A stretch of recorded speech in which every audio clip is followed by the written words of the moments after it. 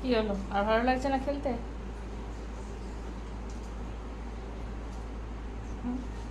ওরা ভয় পাবে কি, ওরা খেলা শুরু করে দিয়েছে লাঠি দিয়ে,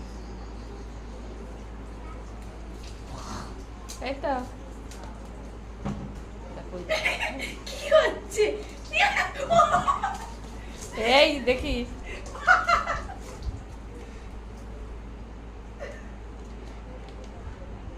এই বাদর, মাদর কোথাকার।